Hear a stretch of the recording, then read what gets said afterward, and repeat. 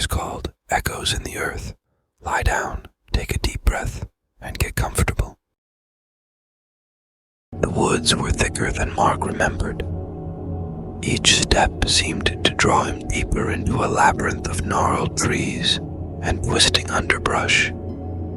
He glanced back at his friends, Tom and Lisa, who were following closely, their flashlights casting long shadows that danced like phantoms in the moonlight. They had all heard the rumors about the abandoned cemetery, a place lost to time and shrouded in mystery. The thrill of uncovering something long forgotten had brought them here, far from the safety of their suburban lives. "Are you sure this is the right way?" Tom asked, his voice tinged with nervousness. "Yeah, it's just up ahead," Mark replied, trying to sound confident. In truth, he wasn't sure at all. The cemetery was a story, a whisper passed among the kids in their town, and no one had confirmed its existence. They had found an old map in the town's dusty library archives, and that was enough to spur their curiosity. After what felt like hours of trudging through the forest, the trees began to thin, revealing a clearing bathed in an eerie silver light. The cemetery lay before them, a collection of crumbling headstones and tangled weeds. The air was heavy with the scent of damp earth and decay, and an unnatural silence hung over the place, as if even the birds dared not sing. Lisa shivered and hugged herself. "This place gives me the creeps." Mark nodded, unable to shake the feeling of being watched. "Let's just take a quick look around and then head back." They spread out, their flashlights sweeping over the ancient graves. Most of the headstones were illegible, their inscriptions worn away by time and weather. But one stone, partially buried and leaning at a precarious angle, caught Mark's eye. He knelt down to clear away the dirt and vines, revealing a chilling message. "Disturb not the slumber of the dead, lest ye be buried alive in their stead." A shiver ran down Mark's spine, but he forced a laugh. Looks like someone had a sense of humor. Tom joined him, peering over his shoulder. "Yeah, right. Probably just some old superstition." Lisa, however, seemed genuinely uneasy. "Maybe we should leave it alone. There's a reason these places are forgotten." Ignoring her, Mark and Tom began to dig around the stone, their curiosity driving them onward. As they dug, the ground seemed to resist them, the soil growing denser and colder. Finally, their shovels struck something hard, a wooden coffin, ancient and rotting. "Help me get this open," Mark said, a mixture of excitement and dread in his voice. Together, they pried the lid off, revealing nothing but darkness. It wasn't just an empty coffin. It was a void, a deep black hole that seemed to suck in the light from their flashlights. "What the hell is that?" Tom whispered, his voice shaking. Mark felt an inexplicable pull, a compulsion to explore the depths of the tunnel. "We have to see where it leads." Lisa grabbed his arm, her grip tight. "No, Mark, this is wrong. We need to go back." But the lure of the unknown was too strong. Mark shrugged off her hand and lowered himself into the hole, using the rough edges of the coffin to climb down. Tom followed reluctantly, and after a moment's hesitation, Lisa joined them, her fear outweighed by her unwillingness to be left alone in the dark. The tunnel was narrow and suffocating, the air thick with the scent of earth and mold. As they descended, the walls seemed to close in around them, pressing against their bodies. Mark's flashlight flickered, casting unsettling shadows that writhed and twisted like living things. "Keep moving," he urged, trying to keep the panic at bay. They crawled deeper into the darkness, the tunnel winding and branching like a labyrinth. The oppressive silence was broken only by the sound of their labored breathing and the occasional drip of water. Mark's sense of time and direction became distorted, every twist and turn blurring together. "Mark, I don't like this," Lisa whispered. "We need to go back."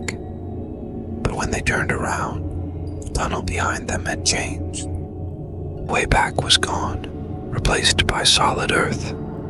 Panic surged through Mark as he realized they were trapped. "Just keep moving," he said, his voice trembling. "There has to be another way out." As they pressed on, a low, haunting murmur began to fill the tunnel. At first, it was barely audible, a faint whisper at the edge of hearing. But it grew louder, a chorus of voices echoing off the walls. "Do you hear that?" Tom asked, his face pale. Mark nodded, fear knotting his stomach. The voices were unintelligible, a jumble of words and emotions, despair, anger, and a chilling sense of loss. He felt a cold sweat break out on his forehead as the voices seemed to call his name. The tunnel opened into a larger chamber, the walls lined with bones and tattered cloth. Mark's flashlight revealed a horrifying scene. Skeletons piled haphazardly, their empty eye sockets staring accusingly at the intruders. "We need to get out of here," Lisa said, her voice breaking. Mark's mind raced. He didn't know how to escape, but he couldn't let his friends see his fear. "There has to be another way out. Let's keep looking." As they explored the chamber, the voices grew louder, more insistent. Mark felt a hand brush against his arm, but when he turned, no one was there. The whispers were all around them now, a relentless tide of sound. "Mark, over here," Tom called, pointing to a narrow passage leading further into the earth. They squeezed through the passage, the walls scraping against their skin. The tunnel twisted and turned, each step taking them deeper into the darkness. Mark's flashlight flickered and died, plunging them into complete blackness. "Stay close," he whispered, reaching out to feel the presence of his friends. The air grew colder, the voices more urgent. Mark felt a crushing weight on his chest, a sense of impending doom. He stumbled, falling to his knees, and felt the earth close in around him. "Mark!" Lisa's voice was distant, fading into the whispers. As the darkness consumed him, Mark realized the truth. They were not alone in the tunnel. The dead were all around them, their voices a testament to their suffering. And now, they too were part of the cemetery's cursed history, destined to join the chorus of the buried alive. Mark woke in utter darkness, the air around him thick and musty. For a moment he couldn't remember where he was. Cold, damp earth pressing against his skin quickly brought it all back. The tunnel, the whispers, the horrifying realization that they were trapped. He took a deep, shuddering breath, trying to calm the panic that threatened to overwhelm him. "Tom, Lisa," he called, his voice echoing eerily in the confined space. A groan came from somewhere to his left. "I'm here," Tom said weakly. "What happened?" "We're still in the tunnel," Mark replied, his voice shaking. "We need to find Lisa and get out of here." A faint sob answered him, and Mark crawled toward the sound, feeling his way through the darkness. His hand brushed against a trembling figure. "Lisa, it's okay. We're going to find a way out," he whispered, though he didn't believe it himself. The tunnel seemed to pulse with a life of its own, the walls closing in tighter with every passing moment. Mark fumbled for his flashlight, but it was dead. He cursed under his breath, feeling the weight of the earth pressing down on him. "We need to move," he said, trying to sound more confident than he felt. "Stay close and hold on to each other. We'll find a way out." They crawled forward, the oppressive darkness playing tricks on their minds. Every rustle of fabric, every breath seemed amplified, echoing back at them in a cacophony of terror. Mark could still hear the whispers, growing louder and more insistent, filling his head with 1,000 voices. After what felt like an eternity, they reached another chamber. It was slightly larger than the previous one, but no less disturbing. Bones and fragments of clothing littered the floor, remnants of those who had come before them. The walls were etched with desperate claw marks, a testament to the futile attempts of the buried to escape. "We can't stay here," Tom said, his voice barely above a whisper. "We'll go mad." Mark nodded, though he knew there was little choice. They had to keep moving, keep searching for a way out. But the tunnel seemed endless, a maze designed to trap them forever. As they pressed on, the whispers grew louder, forming words and phrases that chilled them to the bone. "Join us. Help us. Never escape." Mark shook his head, trying to block out the voices. "Ignore them," he said, though he knew it was impossible. "We have to stay focused." The tunnel twisted and turned, each step taking them deeper into the earth. The air grew colder, the whispers more urgent. Mark's hand scraped against rough stone, the pain a sharp reminder of their dire situation. "There's something up ahead," Lisa said, her voice trembling. "I see light." A faint, flickering glow was visible in the distance, like a candle in the darkness. They hurried toward it, their desperation driving them forward. As they drew closer, they saw that the light came from a small, ancient lantern hanging from a hook on the wall. Mark reached for the lantern, its flame casting eerie shadows on their faces. Who lit this? He wondered aloud. Before anyone could answer, a figure emerged from the darkness. An old man, his face gaunt and hollow-eyed, stood before them. He wore tattered clothing, his skin pale and ghostly. "You shouldn't be here," the man said, his voice a rasping whisper. "This place is cursed." Mark took a step back, his heart pounding. "Who are you?" The old man shook his head. "I am one of many, trapped here for eternity. You disturbed the slumber of the dead, and now you must pay the price." "We didn't mean to," Lisa said, her voice shaking. "We just wanted to see the cemetery." The man's eyes glinted in the lantern light. "Curiosity is a dangerous thing. The dead do not rest easy, and now you are part of their torment." Mark felt a cold dread settle over him. "How do we get out?" The old man smiled, a grim, sorrowful expression. "There is no escape. The tunnels are endless, a labyrinth of despair. You will wander them forever, just as I have."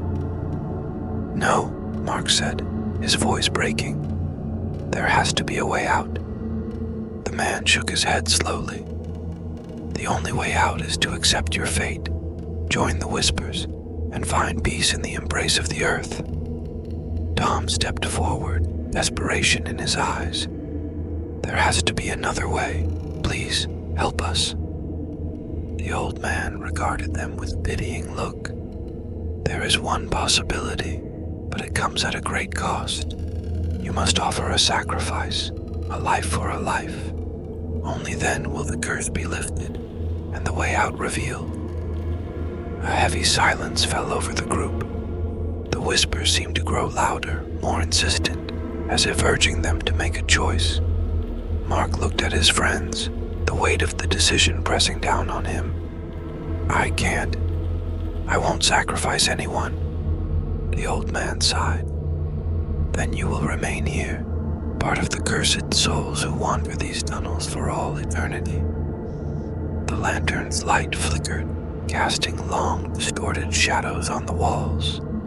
The sense of hopelessness was overwhelming, the whispers closing in around them. Mark's mind raced, searching for another solution, but none came. "We can't stay here," Lisa whispered, tears streaming down her face. "We have to find another way." Tom nodded, his expression grim.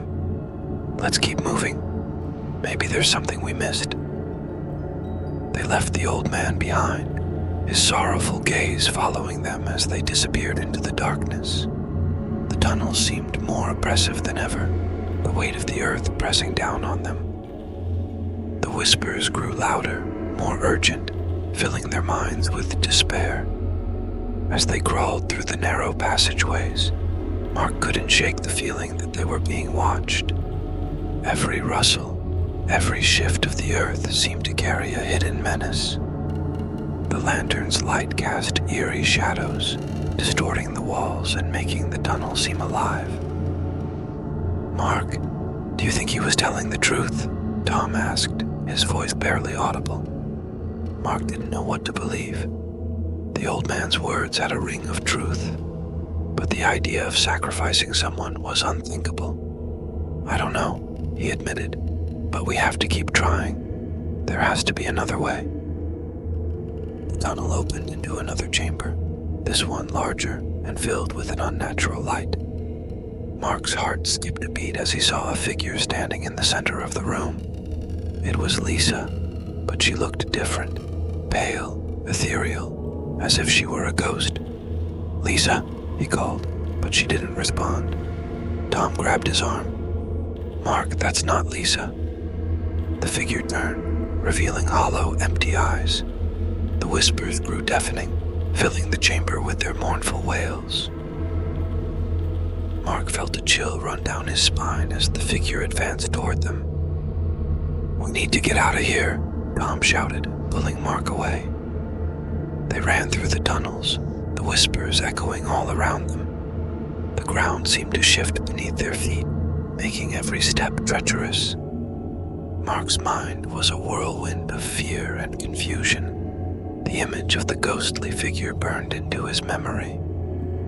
As they stumbled into yet another chamber, Mark realized with a sinking feeling that they were hopelessly lost. The tunnels were a maze, designed to trap them forever.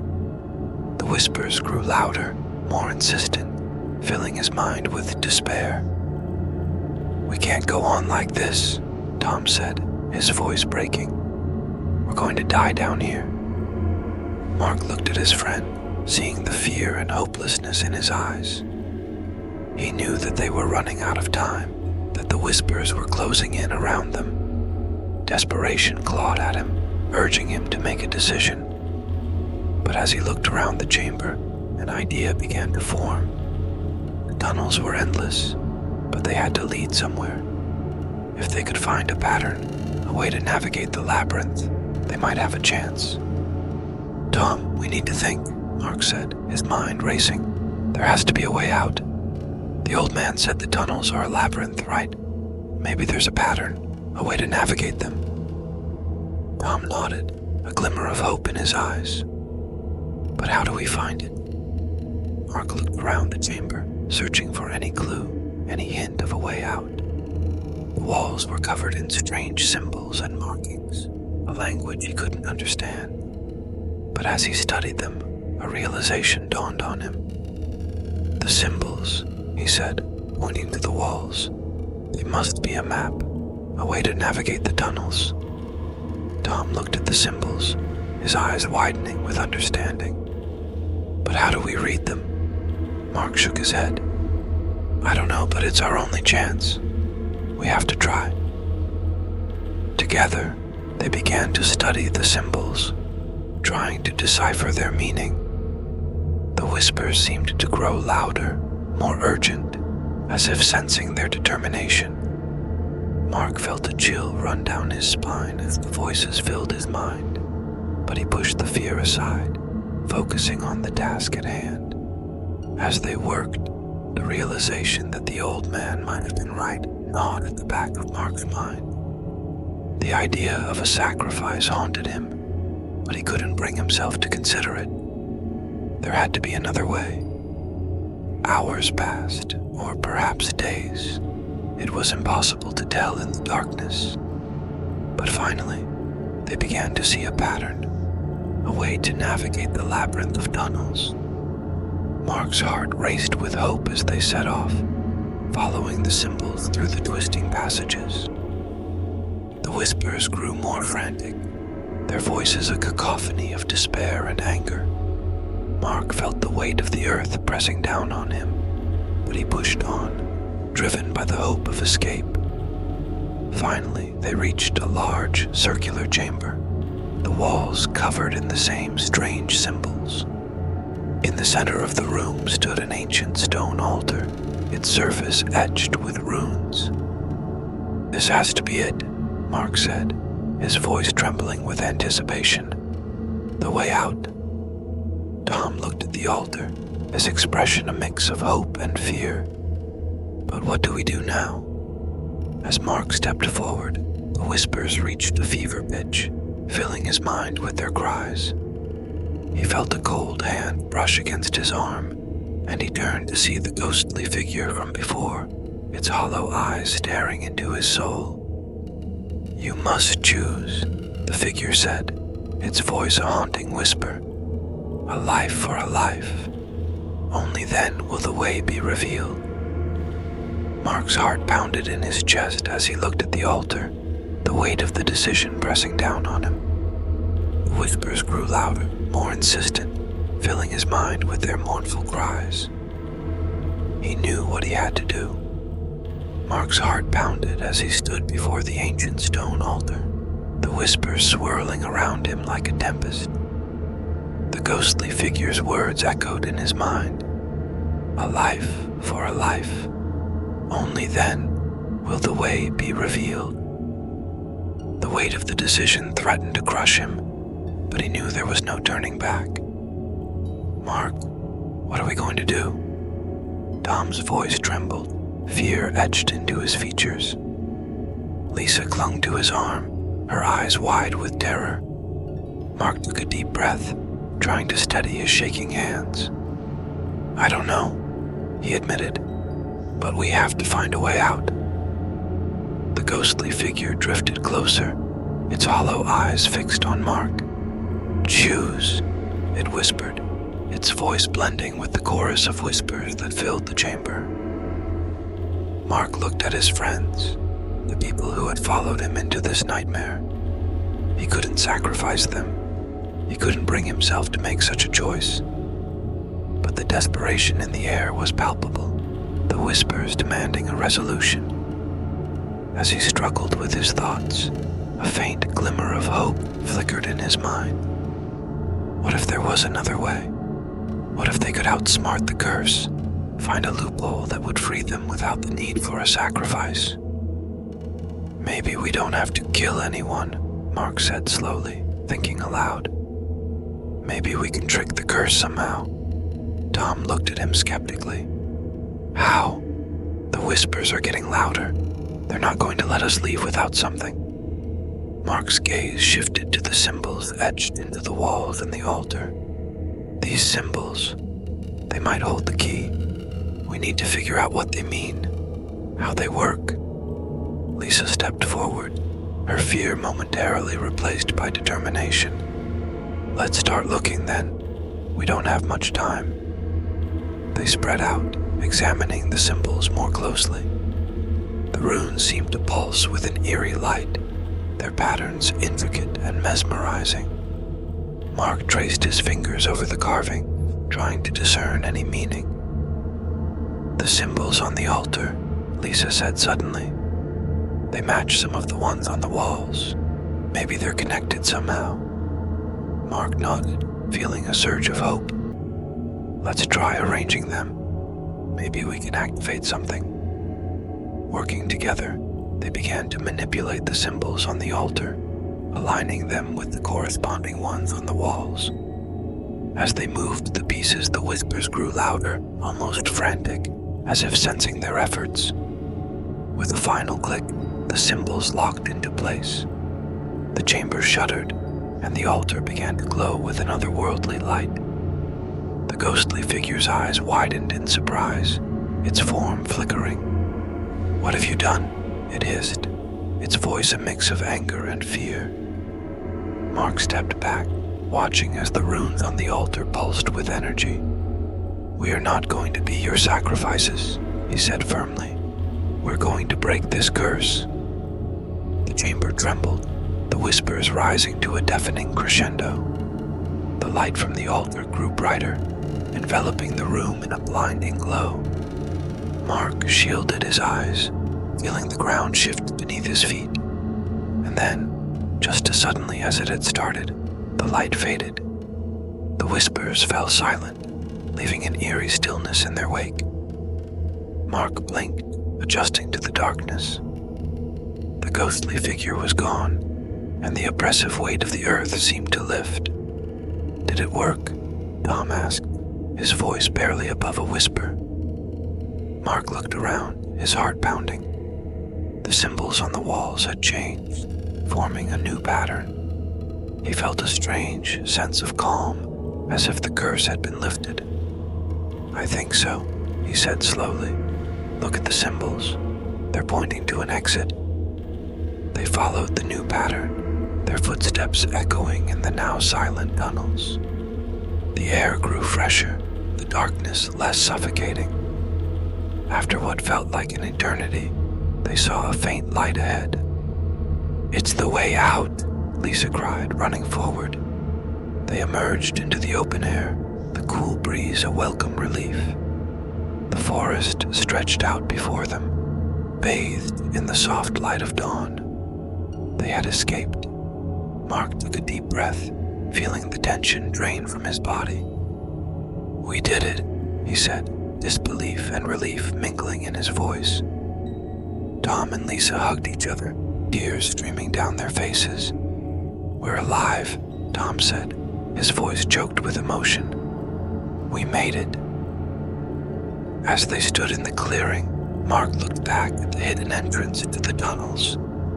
The cemetery was still there, a silent reminder of the horrors they had faced. But they had outsmarted the curse, found a way to break free without a sacrifice. "Let's go home," Lisa said, her voice steady for the first time in hours. They walked away from the cemetery, leaving the whispers and the darkness behind. The forest seemed less menacing, the weight of their ordeal lifting with each step. They had faced the terror of being buried alive and emerged victorious. But as they reached the edge of the forest, Mark couldn't shake a lingering unease. The curse had been broken, but at what cost? He glanced back one last time, feeling the eyes of the dead watching him, and then they were gone, swallowed by the shadows of the trees. Mark knew that the memory of the tunnels, the whispers, and the ancient curse would haunt them forever. They had escaped the labyrinth of despair, but the echoes of the earth would always be with them, a reminder of the darkness that lurked just beneath the surface of their world. Thank you for joining us tonight. Remember, in the darkness, you are never truly alone. Subscribe for more spine-chilling stories. Stay tuned and keep the lights on.